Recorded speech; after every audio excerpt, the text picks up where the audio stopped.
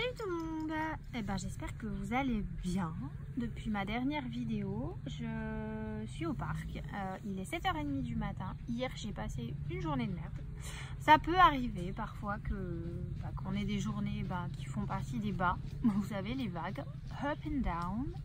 Et puis, en fait, j'avais tout simplement envie, dans l'authenticité, de vous montrer mes réflexes pour libérer mes émotions qui ont pu s'ancrer dans mon corps, parce que c'est vrai que je vous en parlais aussi dans mon dernier exercice de Qigong. Parfois on peut avoir des blocages énergétiques qui sont liés à des émotions qui vont qui vont stagner, notamment la colère dans le foie, la tristesse est plutôt liée aux poumons, mais aussi on a un système sympathique et parasympathique qui fait que quand on va avoir dans une situation vécue une émotion, on va sécréter de l'adrénaline, de la sérotonine, de la noradrénaline.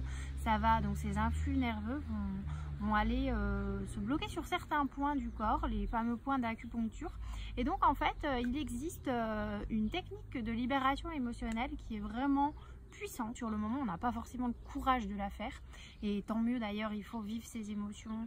C'est aussi un exercice de pleine conscience quand on est triste ou en colère. Bien sûr, faut pas tout péter non plus, mais quand on est vraiment pas bien, puis qu'on a envie de pleurer, faut pleurer, parce que c'est justement aussi quand on ne le vit pas intensément, ou qu'on le bloque, ou qu'on se juge sur le moment, on va s'empêcher de vivre tout simplement. Donc si on n'avait pas d'émotions, on serait des machines, on serait des robots. J'avais fait un post sur Instagram où j'avais écrit je suis parfaitement imparfaite. Je donnais une position d'asana, la position de la montagne aussi à faire pour calmer le mental, s'ancrer dans le corps.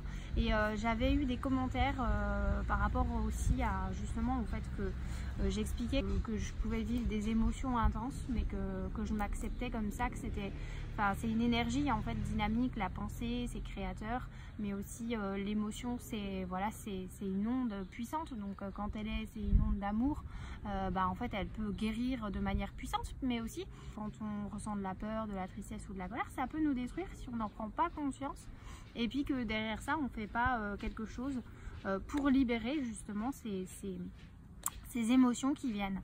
Et donc j'avais eu des commentaires, on m'avait demandé voilà, moi aussi je suis une éponge, ou moi aussi parfois je suis dépassée et épuisée par mes émotions.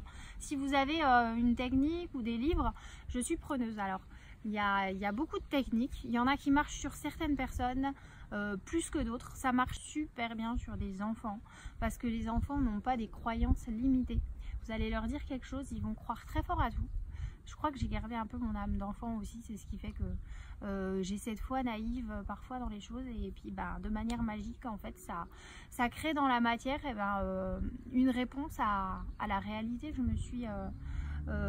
me suis imaginée, voilà, tout simplement. Donc je crois d'une certaine manière en la puissance créatrice de l'imagination, de la foi, tout simplement. Et les enfants en fait sont remplis de foi naïve, et donc si vous faites cette technique de libération émotionnelle, vous l'amorcez comme un jeu. Ça peut les aider si vous avez des enfants dans une fratrie. Souvent les frères et sœurs vont se chamailler et ils vont vivre des frustrations. Surtout, c'est bien de poser des mots dessus, de poser des mots sur leur colère, et puis surtout d'utiliser des techniques dans le corps pour qu'ils le libèrent et qu'ils apprennent à s'aimer comme ils sont. Nous pareil, si vous êtes en période d'examen, en transition, moi en ce moment je suis en plein déménagement, voilà, nouvelle vie qui commence. Mon appartement, les conditions de vie sont géniales, mais on vit parfois aussi des périodes où de manière cyclique on va replonger dans des souvenirs.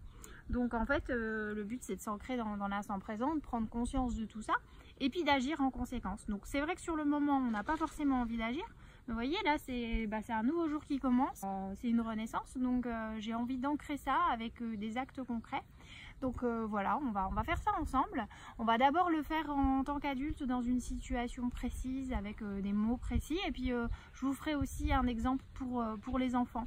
Mais n'hésitez pas à l'utiliser, je sais que ça marche même pour des personnes qui ont des dépendances à la cigarette, à l'alcool. Voilà, ça va plus marcher sur certaines personnes que d'autres, mais je vous invite à lâcher prise. D'ailleurs c'est vraiment ça, hein, on va passer de l'onde alpha à l'onde bêta. C'est un état de conscience modifié à laquelle les chamans ont facilement accès.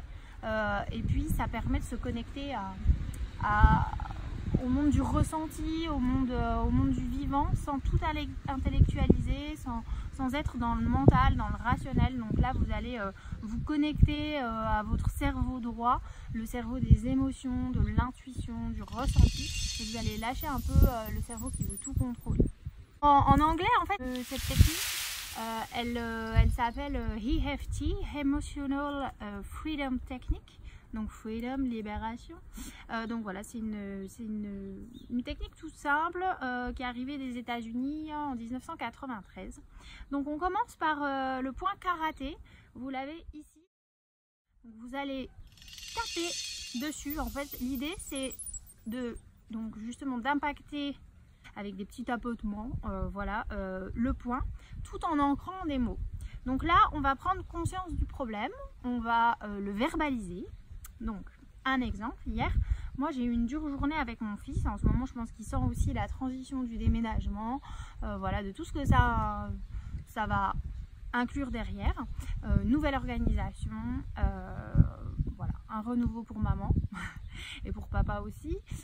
Et donc, c'est vrai qu'il est très fatigant, épuisant et provocateur, en pleine rébellion. Si vous avez des enfants entre 2 et 3 ans, vous savez ce que c'est, mais c'est vrai que le mien, bah en fait, je sais pas si c'est l'alimentation vivante qui fait ça, mais il déborde d'énergie. Alors c'est super, c'est aussi un gros potentiel de vie, de créativité, une spontanéité, un répondant merveilleux pour 3 ans. Et puis il y a tout le côté, le versant, le côté sombre que ça peut inclure, c'est que du coup ça va partir loin dans je teste maman. Et puis maman elle est humaine, alors des fois elle en peut plus, donc elle sait pas comment faire, elle a pas envie de traumatiser son fils en hurlant. Et donc du coup en fait je vais renfermer ça, je vais me mettre à... Hier je me suis littéralement mise à pleurer en fait parce que je savais pas quoi faire. Et puis toute seule face à mon fils qui en fait continuait de me provoquer. En fait j'en pouvais plus quoi. Donc j'ai lâché prise dans ma tristesse, mais c'est vrai que j'étais plutôt dans le désespoir. Donc là je vais ancrer tout ça, je vais en parler ici. Et puis vous allez voir qu'ensuite on va stimuler. Donc une fois qu'on a tapé là, on va stimuler des points précis. Vous tapez environ 10 fois à chaque fois, tout en évaluant aussi l'intensité de l'émotion entre 1 et 10. Alors pour les enfants, utilisez plutôt une flamme.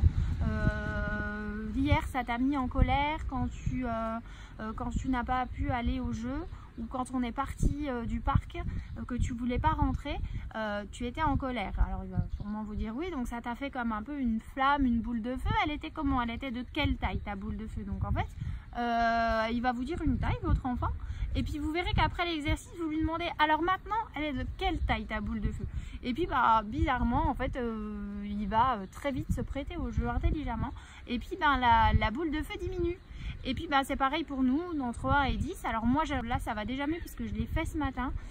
Donc je dirais que mon émotion est encore à 5. Ce matin elle était à 7 et donc elle est redescendue déjà dans mon intonation, ma manière de respirer. Je sens que je respire moins par ici, je respire plus par le prana, par le hara. Je vous en parlais dans la dernière vidéo sur le Qigong. C'est vrai que l'idéal toujours c'est de respirer par le bas-ventre, juste en dessous du nombril, quand on fait n'importe quoi, quand on fait la cuisine, dans la cérémonie du thé, ou voilà, dans les arts martiaux. En fait c'est là qu'on va contacter une énergie qui nous dépasse, et justement qu'on va se ressourcer plus vite. Donc c'est parti, on commence. Comme ça vous voyez les points au fur et à mesure. Donc là j'ai évalué l'intensité de mon émotion à 5, et puis on verra après comment elle est redescendue. Alors même si mon fils hier m'a mise en colère, m'a rendue triste et impuissante, je m'aime telle que je suis, et je suis une bonne maman. On répète 3 fois. Même si mon fils hier m'a mise en colère, m'a poussée à bout, rendue triste, et que je me suis sentie impuissante, je m'aime telle que je suis, et je suis une bonne maman. Même si mon fils hier m'a mise très en colère, m'a rendue triste et que je me suis sentie impuissante, je m'aime telle que je suis. Je suis une merveilleuse maman. Alors là, on commence au-dessus des sourcils. Ensuite, on va aller sur le côté des yeux, en dessous des yeux, en dessous du nez, en dessous du menton, juste au-dessous des clavicules. Là, vous avez des points très sensibles, donc vous tapez ici, en dessous les seins. Et ensuite, on termine sous les bras. Donc là, mieux vaut croiser les bras, c'est plus facile. Il y a une belle mésange là que je vois. Vous la voyez pas forcément, mais je la trouve magnifique. J'adore les mésanges. Donc, c'est parti. Donc, j'évalue mon émotion. Donc, elle est à 5. Hier, j'étais impuissante. Je me suis sentie triste face à mon fils. J'étais dépassée. Mais malgré ça, je m'aime telle que je suis. Et je suis une super maman. Même si mon fils hier m'a mise en colère, je me suis sentie dépassée, triste, seule, impuissante. Je m'aime telle que je suis. Et je suis une bonne maman. Même si mon fils m'a mise en colère hier, m'a rendue triste, que je me suis sentie impuissante.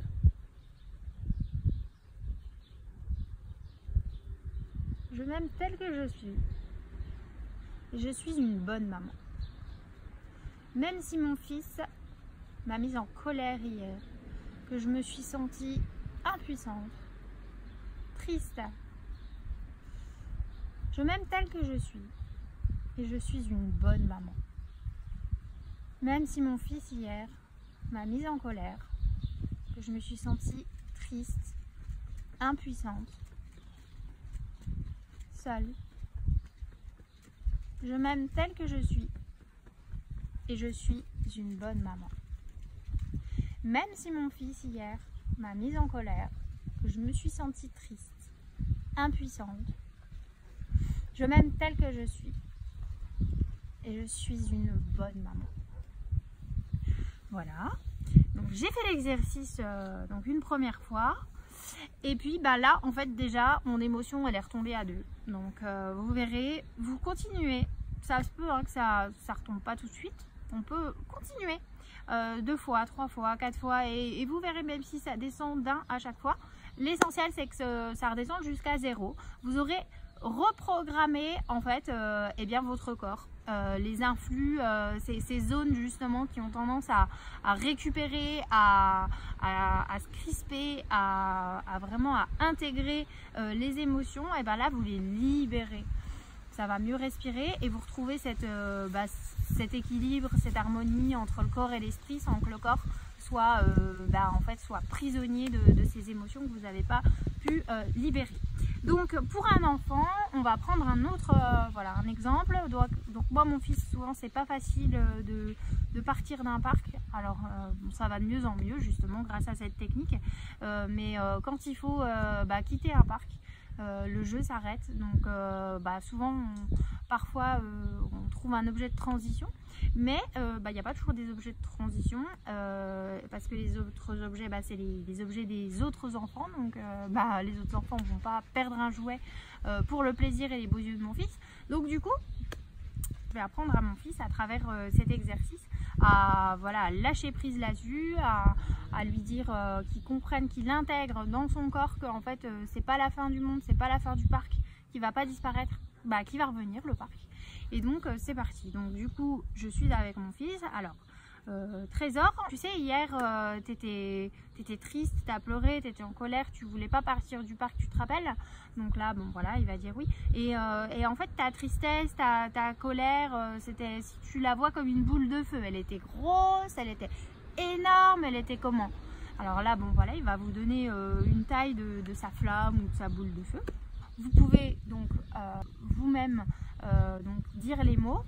Tout dépend de l'âge aussi de votre enfant, mais vous pouvez l'inciter bien sûr à répéter les phrases après vous. Moi, mon enfant a 3 ans, donc c'est pas toujours facile de lui faire la phrase en entier, mais il va plutôt terminer la phrase positivement souvent. Donc de toute façon il entend ma voix aussi, il intègre tout dans son corps, donc n'hésitez pas vous à répéter, et puis même s'il ne répète pas toujours, c'est pas grave, ça passe quand même. Donc vous prenez sa main, vous faites sur le point karaté, vous établissez, vous verbalisez le problème. Alors, hier au parc, j'étais triste quand maman a dit on va devoir rentrer à la maison. Je me suis mise en colère et j'ai pleuré.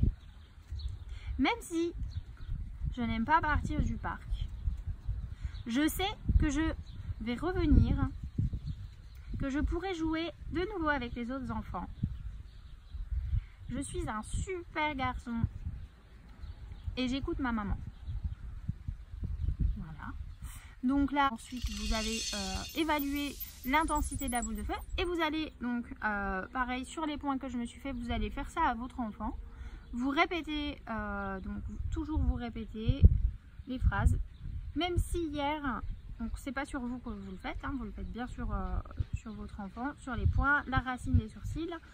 Même si hier j'étais triste quand maman m'a dit on partait du parc, que j'étais en colère, que j'ai pleuré, que je me suis sauvée, que j'ai crié. Je sais que je reviendrai au parc. Je suis un super garçon. Maintenant, je suis capable de partir du parc en étant content, joyeux. Je sais que je reviendrai demain. Voilà, donc vous, quand la phrase est terminée, donc vous recommencez toujours sur le même principe jusqu'à la fin. Alors peut-être qu'à force de le répéter, en fait votre enfant va mieux l'intégrer comme une poésie. Il pourra lui-même participer de mieux en mieux. Et puis vous continuez jusqu'à ce que l'émotion, la boule de feu, voilà, la flamme, est complètement disparu. Et puis vous constatez les effets positifs que ça peut avoir sur vos enfants, sur vous-même. Et puis n'hésitez pas à m'envoyer vos retours si ça vous a plu, si vous avez senti déjà des libérations, des améliorations. Bien sûr, il y a des personnes qui parfois traversent des deuils après une mort. Là, c'est vraiment quelque chose de difficile. Ça demande de la persévérance. Toujours, en fait, de continuer, quoi qu'il arrive, de vous aimer. Et puis, de rester bienveillant avec vous et puis patient. Voilà, n'hésitez pas à partager cette vidéo si vous avez quelqu'un dans votre entourage qui serait susceptible d'avoir besoin de ça, même si je pense qu'on en a tous besoin. On vit plus ou moins nos émotions avec du refoulement. Certaines personnes sont très douées pour refouler toute leur vie jusqu'à 40 ans, 45 ans, 50 ans, jusqu'au moment de la retraite. Et voilà, parfois, ne prenez pas vos faiblesses et vos vulnérabilités comme justement des tares, mais en fait, c'est votre plus grande force, c'est votre plus grande puissance, parce qu'à partir de ça, de cette vulnérabilité, vous avez un moyen d'action, d'acceptation, et puis ça vous rendra toujours plus fort et toujours plus conscient que si vous étiez dans le refoulement permanent, un peu comme une cocotte qui va bouillir, ou un peu comme un problème voilé. Et en fait, ça n'enlève pas le problème. Donc là, vous prenez en fait la vie et puis toutes ces émotions à bras le corps. Je vous souhaite que cette technique vous accompagne dans votre vie et puis vous aide très vite à repartir du bon pied. Je vous embrasse et à la prochaine vidéo. Salut!